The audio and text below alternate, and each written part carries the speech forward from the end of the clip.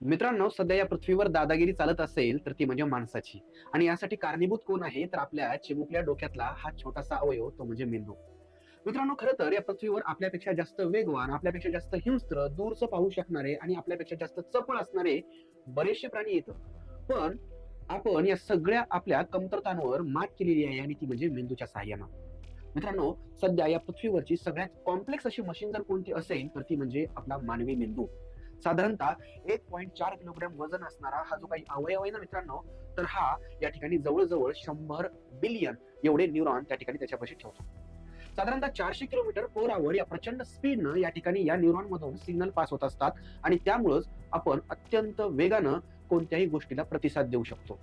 मित्रांनो, हा जो काही अवयव आहे, तर हा आपल्या शरीराच्या फक्त 2% वजनाचा असून देखील साधारणतः शरीराच्या 20% ऑक्सिजन आणि 20% ब्लडची रिक्वायरमेंट जी काही आहे तर ती बाळगतो.